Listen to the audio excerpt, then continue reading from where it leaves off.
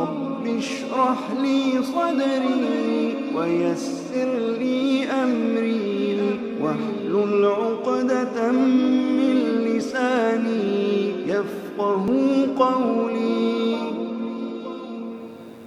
اللہ تعالیٰ کی بے پایہ حمد و ثنا، اس کی تعریف، اس کی تقدیس، اس کی تحمید، اس کی توحید کا اقرار اور اس کی نعمتوں کا اظہار۔ درود و سلام ہو آقا نامدار امام کائنات محمد الرسول اللہ صلی اللہ علیہ وسلم کی ذات پر، اور اللہ کی رحمت نازل ہوں صحابہ کرام پر، تابعین، ائمہ دین، فقہاء کرام، مجاہدین اسلام اور اولیاء اعظام پر۔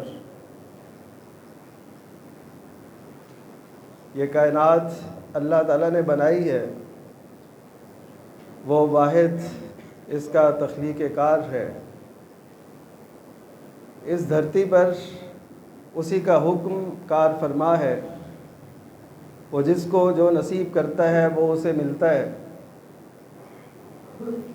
وہ عطا نہ کرے تو ساری دنیا مل کر بھی کسی کو کچھ نہیں دے سکتی۔ وہ قرآن مجید کے اندر اپنی تعریف ان الفاظ میں فرماتا ہے، یَهَبُ لِمَن یَشَاءُ إِنَاثًا وَیَهَبُ لِمَن یَشَاءُ الذُّکُورَ، وہ جسے چاہتا ہے بیٹیاں عطا کرتا ہے اور جسے چاہتا ہے بیٹے عطا کرتا ہے۔ او یزوجہم ذکرانا و اناثا، اور وہ جسے چاہتا ہے دونوں سے نواز دیتا ہے، بیٹیاں بھی عطا کرتا ہے بیٹے بھی، اور جسے چاہتا ہے وہ بانجھ رکھتا ہے، اس کے ہاں اولاد نہیں ہوتی۔ تو یہ اللہ تعالیٰ کا ایک نظام ہے۔ یہاں اللہ تعالیٰ نے یہابو کا لفظ ارشاد فرمایا ہے، یہابو کا لفظ ہے ہبہ سے، یعنی یہ اللہ تعالیٰ کے انعامات اور خصوصی عنایات میں سے ہے۔ یہ تحفہ ہے، اولاد ایک تحفہ ہے جو اللہ تعالیٰ عطا کرتے ہیں اپنے بندوں کو، ان کی ضرورتوں کے لیے، ان کی چاہتوں کے لیے، اور اس کائنات کا نظام اور اس نسل کو آگے بڑھانے کے لیے۔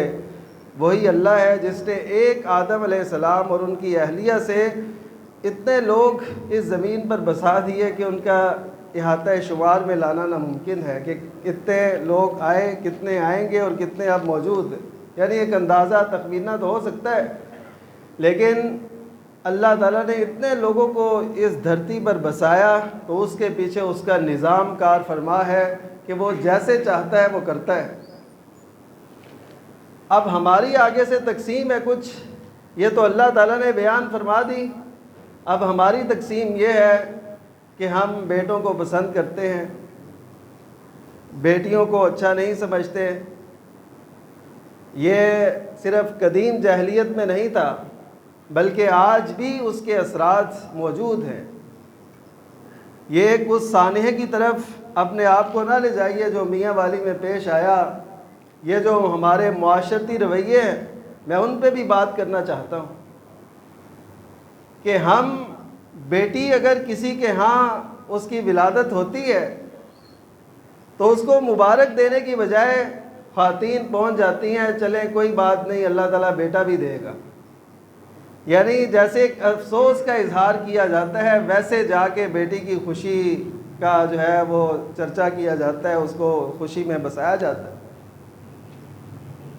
قدیم جاہلیت میں کیا ہوتا تھا کہ بیٹیوں کو زندہ درگور کر دیا جاتا تھا۔ قرآن مجید میں اللہ تعالیٰ نے یہ فرمایا وَإِذَا الْمَوْءُودَةُ سُئِلَتْ، کہ جب زندہ درگور کی ہوئی بچی سے کے متعلق یہ پوچھا جائے گا بِأَيِّ ذَنبٍ قُتِلَتْ، کہ اسے کس جرم کی بنیاد پہ قتل کیا گیا۔ جب اللہ تعالیٰ کے ہاں حساب ہوگا، جب پیشی ہوگی، تو اس وقت تفتیش کا دائرہ پھر وسیع ہوگا کہ وہ کس نے اس بات کو رواج دیا کہ بیٹیوں کو زندہ درگور کرے۔ اس دور میں بھی کوئی ایسا ہوگا؟ کس نے اس بات کو رواج دیا؟ اس معاشرے میں کیا کیا ایسی خامیاں تھی جس کی وجہ سے بیٹیوں کو زندہ درگور کر دیا جاتا تھا؟ اس دور کے میڈیا سے بھی اللہ تعالیٰ پوچھے۔ تو جس کا جو کردار ہوتا ہے اپنے معاشرے کے اندر، وہ سارے مجرم ٹھہرائے جاتے ہیں اللہ تعالیٰ کی عدالت میں۔ ستم یہ ہے کہ بیٹیوں کو اس معاشرے کے اندر آج بھی اچھا نہیں سمجھا جاتا، پہلے بھی اچھا نہیں سمجھا جاتا تھا، الا ماشاء اللہ اچھے لوگ موجود ہیں جو قرآن اور سنت اور اسلام اور اس کے حوالے سے جو ہدایات ہیں وہ ان کو مطابق اپنا ذہن اور اپنی سوچ فکر رکھتے ہیں۔ ان کے لیے یہ ایسے سمجھے توشہ آخرت، یہ ذخیرہ آخرت۔ تو اس دور کے اندر وہ یہ سمجھتے تھے کہ ایمسکو علی ہون ام یدسو فی التراب، جب کسی ایک کو بشارت دی جاتی کہ اس کے ہاں بیٹی پیدا ہوئی ہے تو اس کا چہرہ سیاہ ہو جاتا۔ یہ قرآن مجید کے الفاظ، ظل وجہہ مسودا وہو کظیم، غصے سے بھر جاتا کہ میرے ہاں بیٹی پیدا ہوئی ہے۔ تو یہ سوچ وہ قدیم جاہلیت میں تھی، تو آج بھی اسی قسم کی سوچ کسی نہ کسی صورت میں ہمارے ہاں موجود ہے۔ بہت سے ایسے لوگ موجود ہیں جب ان کو پتہ چلتا ہے کہ ہمارے ہاں بیٹی کی ولادت ہونے والی ہے، یعنی وہ امید سے، وہ جوڑا امید سے ہوتا ہے، تو وہ جب سمجھتے ہیں، دیکھتے ہیں، کیونکہ آج کل جدید ذرائع موجود ہیں، بیٹی کا پتہ چلتا ہے تو وہ اسقاط حمل کروا لیتے ہیں۔ ان سے جا کے پوچھئے جن کو اللہ تعالیٰ نے اولاد جیسی نعمت سے محروم رکھا ہے۔ اور حقیقت یہ ہے بعض اوقات بیٹیاں والدین کا اس قدر ساتھ دیتی ہیں، اس قدر احساس کرتی ہیں کہ بیٹوں کو پیچھے چھوڑ دیتی ہیں۔ ہمیں یہ ہوتا ہے نا کہ یہ بیٹے ہمارے دست و بازو بنیں گے، ہمارے فرما بردار، ہماری عزت اور شہرت، اور بعض اوقات ایسے ہوتا ہے وہی بیٹے والد کی بدنامی کا باعث بن جاتے ہیں۔ وہ بے قرار رکھتے ہیں والد کو، والدین کو۔ تو یہ اللہ تعالیٰ کے فیصلے ہیں، ہمیں ان کو خوش دلی سے قبول کرنا چاہیے کہ اللہ تعالیٰ ہمیں جو بھی عطا کر دے۔ اگر ہم اس کی رضا پہ راضی نہیں ہیں تو پھر سب سے بڑے مجرم تو ہم خود ہیں۔ ہم کیوں اس دھرتی پر ہیں جب ہمیں اس کے فیصلے ہی منظور نہیں ہیں؟ تو ہم خود کیوں اس دھرتی پر موجود ہیں؟ پہلے تو ہمیں اپنا کلا کما کرنا چاہیے، لیکن یہ نہ اپنے آپ کو ختم کرنا ہے، نہ اپنی اولاد کو، نہ کوئی ایسی سوچ اور فکر کو اس معاشرے کے اندر پروان چڑھنے دینا ہے، بلکہ ہم سب اللہ تعالیٰ کے رضا، اس کے فیصلوں پر، اس کی تقسیم پر راضی رہیں گے تو یہی ہمارے لیے خوشی کا باعث ہے۔ اس کے علاوہ کوئی اور حل نہیں ہے۔ اللہ تعالیٰ نے قرآن مجید کے اندر ایک مختصر سا واقعہ آل عمران کا، جو آل عمران کی صورت بھی ہے، تو وہ جو عمران تھے انہوں نے نظر مانی کہ ان کی اہلیہ نے کہ میرے ہاں جو بھی ولادت ہوگی میں اس کو وقف کر دوں گی اللہ تعالیٰ کی خدمت کے لیے، یعنی اس کے گھر کی خدمت کے لیے یہ وقف ہوگا۔ تو جب انہوں نے جنم دیا تو وہ کیا تھیں؟ وہ حضرت مریم علیہ السلام کی ولادت تھی۔ اب اللہ تعالیٰ نے وہاں پہ یہ واقعہ ذکر کیا اور فرمایا لیس الذکر کالانثیٰ، کہ جو تمہاری سوچ میں وہ لڑکا تھا وہ اس لڑکی جیسا نہیں ہو سکے گا۔ وہ لڑکی پھر کیسی ہوئی کہ نبی کریم صلی اللہ علیہ وسلم نے فرمایا کہ مردوں میں سے تو بہت سے لوگوں نے کمال پایا، لیکن عورتوں میں سے جن خواتین نے کمال پایا اپنی زندگی میں وہ مریم بنت عمران اور خدیجہ بنت خویلد رضی اللہ تعالیٰ عنہ۔ یہ مقام کیسے لے گئی؟ قرآن مجید کے قاری، اس کو پڑھنے والے، اس کو سمجھنے والے جانتے ہیں کہ اللہ تعالیٰ نے مریم نام کی ایک صورت قرآن مجید کے اندر تفصیل سے وہ واقعہ بیان کیا، وہ کتنا مقام لے گئی اللہ تعالیٰ کے ہاں۔ تو لیس الذکر کالانثیٰ، یہ ہو سکتا ہے۔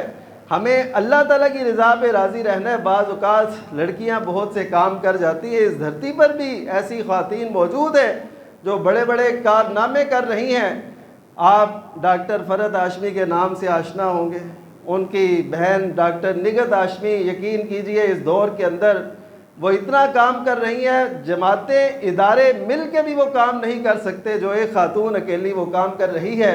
تو ہمیں یہ دعا کرنی چاہیے کہ یا اللہ ہماری اولاد کو ہماری آنکھوں کی ٹھنڈک بنا، ہماری عزت کا باعث بنا، اور ان سے دین کا کام لے، تیرے دین کی سربلندی کا کام کریں۔ تو یہ اس دور کے اندر بھی جاہلیت تھی۔ آپ اگر فرعون کو دیکھیں، فرعون بچوں کو قتل کروایا کرتا تھا، بچیوں کو، بنی اسرائیل کی بچیوں کو زندہ چھوڑتا تھا اور بچوں کو قتل کروایا کرتا تھا۔ اس کو، یہ فرعون تھا، ہم ظلم سے اس کو تعبیر کرتے ہیں، فرعونیت کہہ لیں اور ظلم کہہ لیں، یہ ایک ہی بات ہے۔ تو اس کو بچوں سے خطرہ کیا تھا؟ اس کو اپنے نظام سے خدشہ تھا، وہ قتل کروا دیتا تھا۔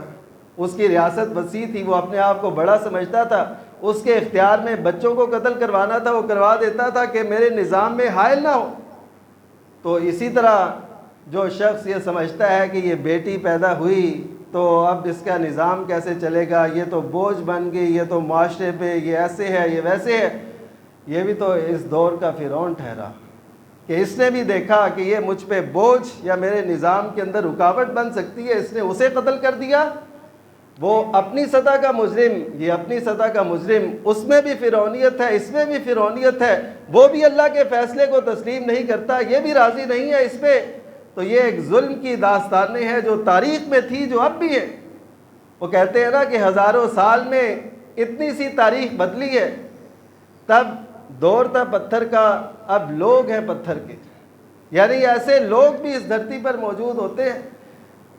کوئی اپنے باپ کا قاتل ہے، کوئی اپنی ماں کا قاتل، کوئی اپنی بیٹی کا، کوئی اپنے بھائی کا۔ تو یہ وہی بات ہے جو فرشتوں نے کہی تھی وَيَسْفِكُ الدِّمَاء، کہ یہ جس مخلوق کو اللہ تعالیٰ آپ پیدا کر رہے ہیں تو خون بہائیں گے، تو ان خونوں کے بہنے سے اپنے ہاتھ روک لیجئے، یہ بہت بڑے جرم ہے۔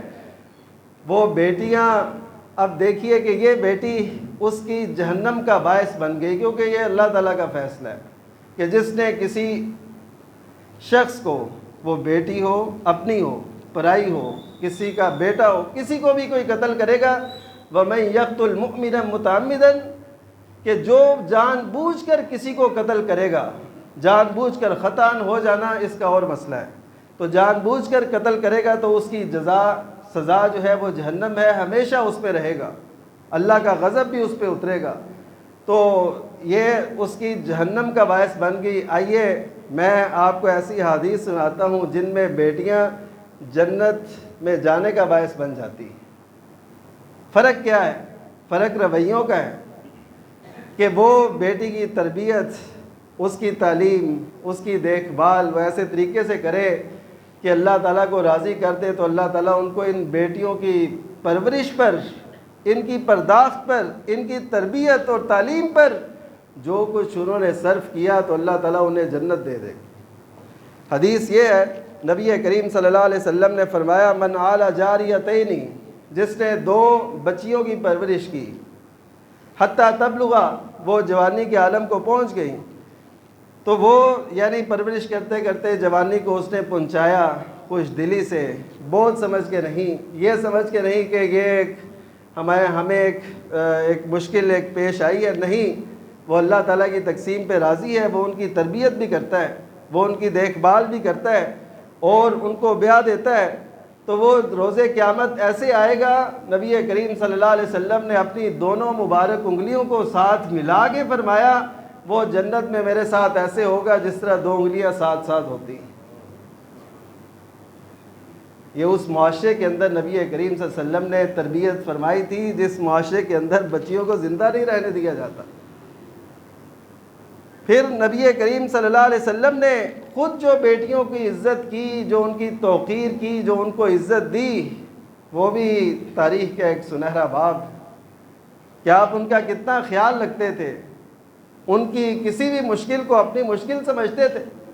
اور ایک حدیث میں تو نبی کریم صلی اللہ علیہ وسلم نے ان الفاظ سے بشارت دی کہ من ابتلی من هذه البنات بشیء، کہ جس کی ان بیٹیوں کی وجہ سے آزمائش ہوئی، یہ بہت جامع الفاظ ہیں، آزمائش بیٹیوں کی وجہ سے ہوتی ہے، کیونکہ جب یہ دوسرے گھر میں جاتی ہیں بہو بن کے تو اس وقت اس گھر کے حالات مختلف ہو سکتے ہیں۔ یہاں پہ ناز و نعم میں پلی ایک خاتون جب دوسرے گھر میں جاتی ہے تو اس کو اس جیسا ماحول ملنا مشکل ہوتا ہے. کبھی وہ کچھ نہ کچھ مشکلات وہ رہتی ہیں. تو نبی کریم صلی اللہ علیہ وسلم نے من ابتلیٰ کے الفاظ یہ ارشاد فرمائے کہ بیٹیوں کی وجہ سے ایسی مشکلات پیش آ سکتی ہیں. اب کیا کرنا ہے؟ تو نبی کریم صلی اللہ علیہ وسلم نے فرمایا تو وہ ان پہ صبر کرے. صبر کرے گا اور ان کی پرداخت، ان کی تربیت جو اس کے بس میں ہے وہ کرتا رہے اور ان پہ صبر کرے. تو آپ صلی اللہ علیہ وسلم نے فرمایا کن لہو سترا من النار، وہ آگ کے سامنے اوٹ بن جائیں گی، رکاوٹ بن جائیں گی، یعنی جہنم کے سامنے رکاوٹ بن جائیں گی. جن بیٹیوں کی تربیت اچھے طریقے سے کی اور ان کو ان کا حق دیا، اس طرح حق نہیں کہ وراثت سے محروم کر کے جہیز دے دیا. یہ تو ہندوانہ رسم تھی. ایک جہیز وہ اس لیے دیتے تھے کہ ان کے ہاں وراثت کا تصور نہیں تھا. ہمارے دین کے اندر وراثت کا حق رکھا گیا ہے. تو اس وجہ سے ہمیں تو ضرورت نہیں ہے کہ ہم جہیز کے موقع پہ بہت کچھ دکھا کے اور کو بہت کچھ بنا کے لوگوں پر یہ رعب ڈالیں کہ ہم نے اتنا کچھ دیا ہے. نہیں، نبی کریم صلی اللہ علیہ وسلم کے ان ارشادات کی روشنی میں ان کا وہ حق دینا، ان کی وہ تربیت کرنا، ان کو وراثت کا حق انہیں دینا. یہ وراثت کی آیات کیوں اتری تھی؟ وراثت کے احکام جو اترے اس کا ایک سبب تھا. ظاہر ہے وہ اترنے تو تھے، لیکن سبب جو بنیادی طور پہ بنا وہ یہ تھا. سیدنا سعد بن ربیع رضی اللہ تعالیٰ عنہ شہید ہوئے احد میں. تو انہوں نے جو مال چھوڑا تھا، ان کے بھائی وہ ان پہ قابض بن گئے اس مال پہ، اور ان کی بیٹیاں بھی موجود تھیں. تو سعد بن ربیع رضی اللہ تعالیٰ عنہ کی اہلیہ نبی کریم صلی اللہ علیہ وسلم کی خدمت میں آئیں اور عرض کرنے لگیں، اے اللہ کے رسول، آپ کو پتہ ہے میرے خامند حضرت سعد وہ آپ کے ساتھ احد میں تھے اور شہید ہوئے، تو ان کی بیٹیاں ہیں. تو آپ جانتے ہیں، یہی ان کے الفاظ، آپ جانتے ہیں کہ اگر ان کے پاس مال نہیں ہوگا تو ان کے لیے مشکلات پیش آئیں گی شادی میں. تو انہوں نے جو کچھ چھوڑا تھا حضرت سعد نے، تو ان کے بھائی نے اس پہ قبضہ کر لیا ہے. تو اس وقت پھر اللہ تعالیٰ نے احکام وراثت نازل فرمائے اور ہر ایک کا حصہ اس کو دینے کا فرمایا. اور یہ پوری ایک تفصیل ہے اور اس کو اللہ تعالیٰ نے اپنی حدود قرار دیا ہے. اور ساتھ یہ بھی فرمایا کہ جو کوئی اللہ تعالیٰ کی حدود سے تجاوز کرے گا تو وہ اپنی سزا جو ہے اس کے مقدر میں وہ اس کے لیے لکھی ہوئی ہے وہ اسے ملے گی. تو پتہ یہ چلا کہ بیٹیوں کا حق انہیں دینا، ان کی تعلیم، ان کی تربیت اور اس کا خیال رکھنا، تو یہ بیٹیاں جو ہیں آگ کے سامنے اوٹ بن جائے گی. ایک حدیث میں نبی کریم صلی اللہ علیہ وسلم نے بہنوں کا بھی ذکر کیا بیٹیوں کے ساتھ ساتھ، کیونکہ بعض اوقات ایسے ہوتا ہے کہ والدین دنیا سے رخصت ہو جاتے ہیں، اب بھائی ہی میکا ہوتے ہیں عورت کا. اگر وہ اس کا خیال نہیں رکھیں گے یا اس کی مشکلات میں بے صبری کا مظاہرہ کریں گے یا توڑنے کی باتیں کریں گے، ان کو یہ ہوتا ہے کہ اب کون سا کوئی ایسا مشکل ہے یا مرحلہ ہے، تو وہ اس کو اس کا حق نہیں دیتے یا اس کو وہ محبت اور پیار نہیں دیتے، اس کو بوجھ سمجھتے ہیں. تو اسی لیے نبی کریم صلی اللہ علیہ وسلم نے حدیث میں بیٹیوں اور بہنوں کا ذکر کیا کہ جس کی بیٹیوں کے ساتھ بہنوں کے ذریعے سے آزمائش کی گئی تو اس کے لیے وہ آگ سے اوٹ بن جائیں گی. تو یہ نبی کریم صلی اللہ علیہ وسلم کی تعلیمات تھی اس دور کے اندر جب معاشرے کے اندر بیٹی کو عزت نہیں دی جاتی تھی. تو اسلام نے، نبی کریم صلی اللہ علیہ وسلم نے ان کو وہ عزت اور وقار دیا جو ان کا بنتا تھا. اس کا نتیجہ کیا نکلا کہ اسی معاشرے کے اندر ایسی ایک تبدیلی آئی کہ نبی کریم صلی اللہ علیہ وسلم جب صلح حدیبیہ کے بعد سارے معاملات طے کر کے وہاں سے نکلنے لگے تو حضرت حمزہ رضی اللہ تعالیٰ عنہ کی بیٹی یا امی کہتی امی کا مطلب میرے چچا، اے میرے چچا یہ کہتی ہوئی مسلمانوں کے قافلے کی طرف آئی. اب اس کو لینے کے لیے 3 صحابہ کرام رضی اللہ عنہم، یعنی اس کی پرورش اور تربیت اور اپنی کفالت میں لینے کے لیے 3 صحابہ کرام نے آپس میں گفتگو کی، ان کی بحث ہوئی. ایک تھے سیدنا علی رضی اللہ تعالیٰ عنہ، ایک تھے حضرت زید بن حارثہ، اور ایک تھے حضرت جعفر طیار رضی اللہ تعالیٰ عنہ. ان تینوں کے اندر ایک بحث ہوئی اس بیٹی کو اپنی کفالت میں لینے کے لیے۔ یہ تھا اس معاشرے کے اندر، دیکھیے کیسا فرق آیا۔ کبھی اس معاشرے کے اندر بیٹیوں کو بہت سمجھا جاتا تھا، اپنی بیٹیوں کو، اور کبھی یہ ہے کہ ایک شہید کی بیٹی کو اپنی کفالت میں لے کر اعزاز کے طور پہ سمجھنا چاہتے ہیں۔ اسی لیے ہمیں بھی ہمارے جو شہداء ہیں وہ وطن کی پاک فوج کے ہوں یا کوئی بھی شہداء، ان کے ورثاء کا خیال رکھنا یہ ہماری ذمہ داری ہے۔ یہ اس حدیث سے یہ بھی پتہ چلتا ہے۔ تو خیر، نبی کریم صلی اللہ علیہ وسلم نے اس کا فیصلہ فرمانا تھا۔ آپ دیکھیے آپ نے کیسی دانائی سے یہ فیصلہ فرمایا۔ آپ نے فرمایا کہ حضرت علی رضی اللہ تعالیٰ عنہ کو، حضرت زید کو، حضرت علی سے کہا انت منی وانا منکا، تم مجھ سے ہو میں تم سے ہوں، ان کو اس بات سے تسلی دی۔ حضرت زید بن حارثہ رضی اللہ تعالیٰ عنہ سے فرمایا کہ انت اخونا و مولانا، کہ تم ہمارے بھائی اور ہمارے مولا ہو۔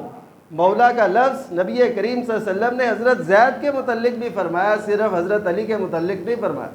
حضرت زید کو بھی مولا قرار دیا، لیکن کبھی آپ نے کسی گاڑی کے پیچھے لکھا دیکھا زید مولا، علی مولا تو آپ دیکھتے ہیں، زید مولا کیوں نہیں دیکھتے؟ اس وجہ سے کہ ہمیں پتہ ہی نہیں ہے، ہم اس کا مطلب کچھ اور لینا اور بتانا چاہتے ہیں۔ اس موقع پہ نبی صلی اللہ علیہ وسلم نے فرمایا۔ اب رہے جعفر طیار رضی اللہ تعالیٰ عنہ، ان کے متعلق نبی کریم صلی اللہ علیہ وسلم نے فیصلہ اس لیے کیا کہ حضرت جعفر رضی اللہ تعالیٰ عنہ کے عقد میں اس بچی کی، حضرت حمزہ کی بیٹی کی خالہ تھی، تو اس موقع پہ نبی کریم صلی اللہ علیہ وسلم نے فرمایا تھا الخالۃ بمنزلۃ الام، خالہ جو ہوتی ہے ماں کے مقام پہ ہوتی ہے۔ تو اس طرح نبی کریم صلی اللہ علیہ وسلم نے اس بچی کی کفالت کا اعزاز جو ہے حضرت جعفر طیار رضی اللہ تعالیٰ عنہ کو دیا۔ یہ اس معاشرے کی صورتحال تھی۔ دیکھیے کیسے ایک فرق آتا ہے، صرف سوچ کا فرق ہے نا۔ تو اگر ہم بھی یہ کوشش اور جستجو کریں کہ ہم بھی اپنی بیٹیوں کو، بہنوں کو وہ عزت دیں، تو یقین کیجیے اللہ تعالیٰ کے ہاں ہم بھی ایک مقام پا سکتے ہیں۔ اور حقیقت یہ ہے نبی کریم صلی اللہ علیہ وسلم نے جو آگ سے اوٹ قرار دیا ان بہنوں بیٹیوں کو، اور نبی کریم صلی اللہ علیہ وسلم نے اپنے ساتھ اور رفاقت کی نویدیں سنائیں، وہ اسی وجہ سے ہے کہ بیٹیوں کو اس معاشرے کے اندر بوجھ نہ سمجھا جائے، ان کو ان کا حق دیا جائے۔ اور اس قدر عدل کی تعلیم دی نبی کریم صلی اللہ علیہ وسلم نے۔ ایک صحابی تھے نبی کریم صلی اللہ علیہ وسلم کی مجلس میں، ان کے پاس ان کا بیٹا آتا ہے، وہ اس کو چومتے ہیں، اپنی گود میں بٹھا لیتے ہیں۔ تھوڑی دیر بعد ان کی بچی بھی آ جاتی ہے۔ آپ کو پتہ ہے والد جہاں پہ بیٹھا ہو، بچے قریب ہوں تو وہ اس کے پاس آ جاتے ہیں۔ تو ان کے پاس ان کی بیٹی تھوڑی دیر کے بعد آئی تو انہوں نے اس کو چوما نہیں اور ایک طرف بٹھا لیا۔ نبی کریم صلی اللہ علیہ وسلم دیکھ رہے تھے، تو آپ نے فرمایا کہ تم نے ان دونوں کے درمیان عدل نہیں کیا، یعنی یہ تمہیں عدل کرنا چاہیے تھا۔ وہ لوگ جو اپنے گھروں کے اندر یہ عدل کا خیال نہیں رکھتے، اس کو اس بات سے بہت بڑی دلیل لینی چاہیے اور اپنے گھر کے نظام کو درست کرنا چاہیے۔ اس معاشرتی جو ایک افراتفری ہے، جو معاشی عدم توازن ہے، اس کی وجہ سے آج لوگ بیٹیوں کو پسند نہیں کرتے اور ان کے ساتھ ایسا سمجھتے ہیں کہ پتہ نہیں یہ بہت بڑی مشکلات پیش آئیں گی۔ نہیں، ہمیں سب کو یہ غور کرنا ہے کہ جس دور سے ہم گزر رہے ہیں اس میں نبی کریم صلی اللہ علیہ وسلم کے فرمان کے مطابق آدمی کم ہوں گے اور عورتیں زیادہ ہوں گی۔ یہ فرمان ہے نبی کریم صلی اللہ علیہ وسلم کا۔ اور آپ نے یہاں تک فرمایا حتی ل50 امرأۃ قیم واحد، صحیح بخاری کے الفاظ کہ 50 عورتوں کے لیے ایک مرد وہ ان کی جو ہے 50 عورتوں کی کفالت کرے گا۔ قیم کا مطلب نگران ہے، وہ خاوند نہیں ہے۔ قیم کا مطلب یہاں پہ نگران ہے، یعنی 50 عورتیں ایک شخص کے کفالت میں آئیں گی، یعنی بہنیں ہوں گی، بیویاں ہوں گی، اور ہو سکتا ہے اور کزنیں اور ایسے، یعنی اس قدر تھوڑی ہونی ہے تعداد مردوں کی اور عورتوں کی تعداد بڑھنی ہے۔ تو اس معاشرے کے اندر جب ہم ان حقوق نہیں دیں گے اور ان کا خیال نہیں رکھیں گے تو پھر یقین جانیے بہت سی مشکلات ہمارے سامنے کھڑی ہیں۔ بھارت کے اندر کہتے ہیں جی عورتوں کی تعداد کم ہے، اس کی وجہ کیا ہے؟ یعنی مردوں کی تعداد زیادہ ہے، عورتوں کی کم ہے۔ اس کی وجہ یہ ہے کہ وہاں پہ بہت سارے لوگ جب دیکھتے ہیں کہ ان کے ہاں بیٹی کی ولادت ہونے کو ہے تو وہ اسقاط کروا لیتے ہیں. 50 لاکھ تقریباً سالانہ اسقاط صرف بیٹیوں کے ہوتے ہیں. یہ جدید دور کی زندہ درگور کرنے کی مثال.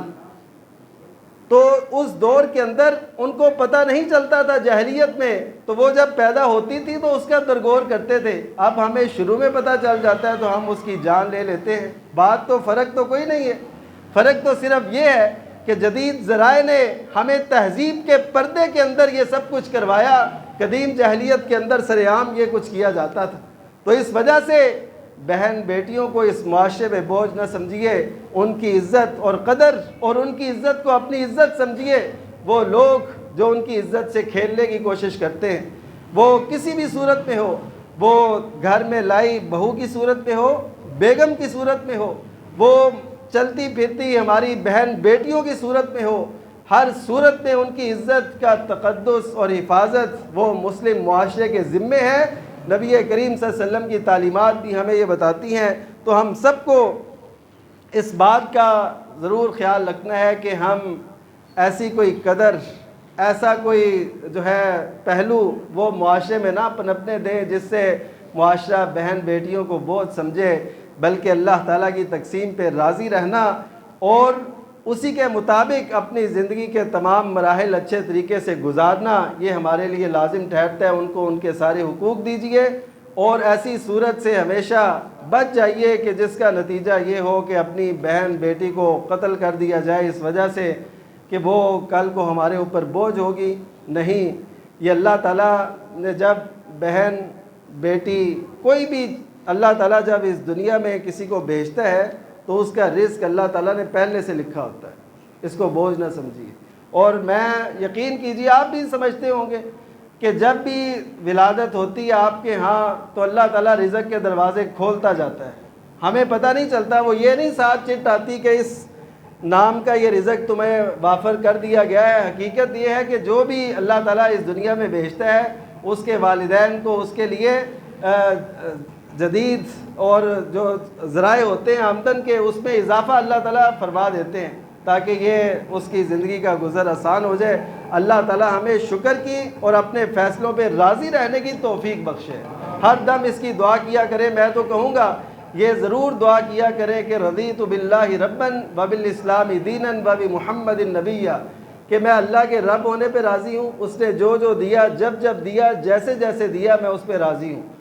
پھر اسلام کے دین ہونے پہ اور محمد صلی اللہ علیہ وسلم کے رسول ہونے پہ راضی ہوں. اس سے جب ہم اللہ کی رضا پہ راضی ہوں گے تو ہماری زندگی بہت اچھی اور شاندار گزرے گی. اللہ تعالیٰ ہم سب سے راضی ہو جائے. وآخر دعوانا الحمدللہ رب العالمین. اشرح لي صدري ويسر لي أمري واحلل عقدة من لساني يفقه قولي.